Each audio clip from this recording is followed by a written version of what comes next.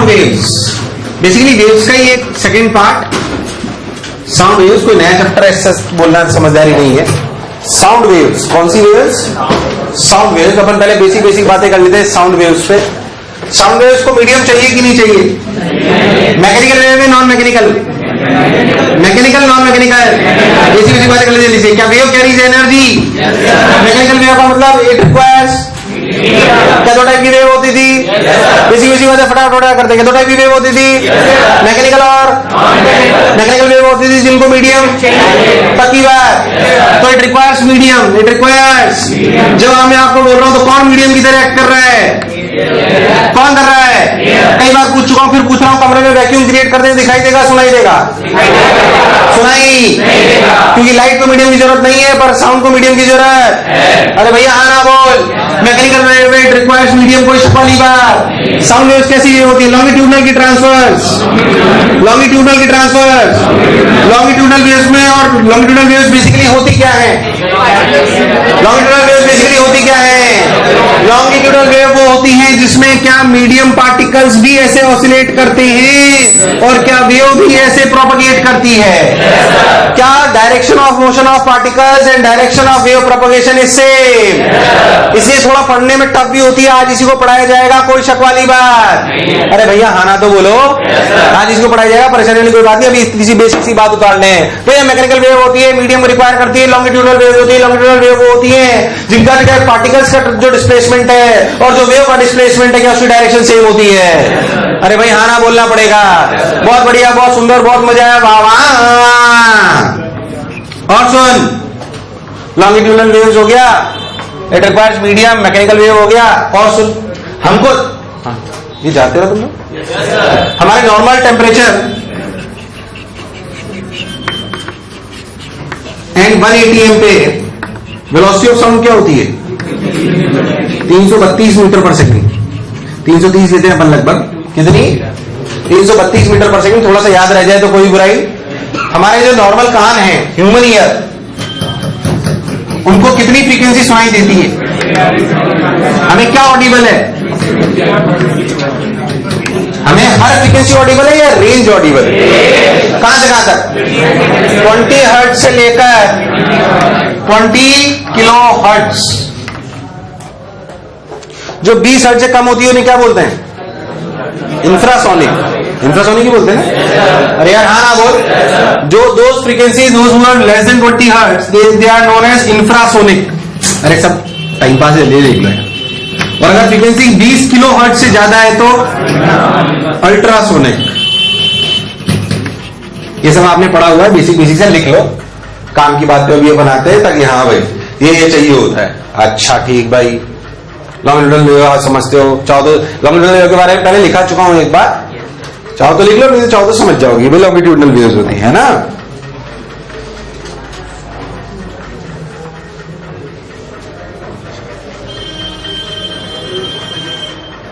चलो भाई फील करते हैं साउंड वेव्स। क्या चीज? Sound wave. मान लो मैं बोल रहा हूं तो आपको सुनाई दे रहा है, वो क्या रहा है? मैंने असलियत में हर शब्द के साथ, किसके साथ? हम या तो सांस अंदर लेते हैं या सांस, उससे बेसिकली मैंने बोल करा। फोर्थ मैंने यहां वाली वेव को दबाया, डेंसिटी बढ़ी घटी, मैंने एनर्जी दी डेंसिटी के रूप में। इसी कान में पहुंची, इसे लगा राक्षस बोला। हंस रही है तो ऐसा लगा तुझे? है